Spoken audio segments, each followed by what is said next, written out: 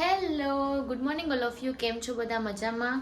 તો કાલે મેં એક ઓટ મિલનું બાઉલ મૂક્યું હતું આ વાળું. તો એના માટે મને ઘણા બધાએ પૂછ્યું હતું કે આ કેવી રીતે બને છે, ફૂલ ઓફ ન્યુટ્રિયન્ટ્સ હોય છે. તો આજે ફરીથી હું બનાવું છું. તો આ છે 100% rolled oats from yoga bar, 1 cup, 1/2 cup,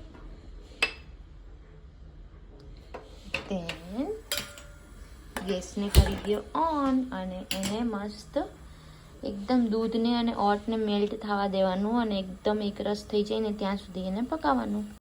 ઓટ્સની consistency કંઈક આવી હોવી જોઈએ, રની અને ક્રીમી, તો ખાવાની થોડીક વધારે મજા આવશે. અને પછી આની અંદર ઇન્ગ્રીડિયન્ટ્સ જશે આ બનાના છે, બહુ બધા ડ્રાયફ્રૂટ્સ થોડાક ક્રશ કરેલા છે, એપ્રિકોટ છે, સીડ્સ છે અને બ્લૂબેરીઝ છે, અને 1 tablespoon of pure honey. Pure honey મેં મારા મમ્મીના ઘરેથી મંગાવ્યું હતું, એટલે ગામડામાં જ મળે, અહીંયા અમદાવાદમાં તો આઈ ડોન્ટ ટ્રસ્ટ કે પ્યોર હની મળે.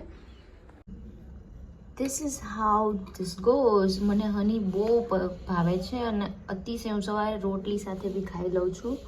એટલે આની અંદર સ્વીટનેસ માટે હની થોડુંક નાખી દેવાનું, 1 સ્પૂન, તમને જેટલું સ્વીટ ભાવે એટલું નાખી દેવાનું. અને પછી આ બધા જ ઇન્ગ્રીડિયન્ટ્સને નાખી દેવાના, ડ્રાયફ્રૂટ્સ નાખવાના,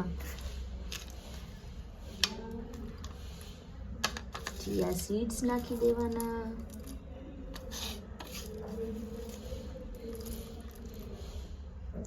અને એક બાજુ બનાનાસ નાખી દેવાના.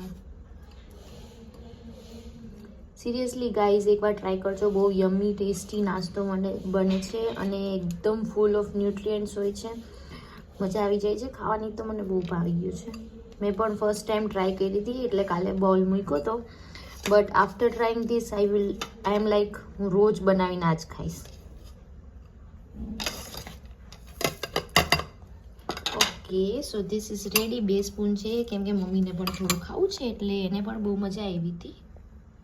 A bowl full of nutrients. ચલો તો હવે આને હું બધું ફટફટ ખાઈ જાઉં છું અને મજા લઉં છું.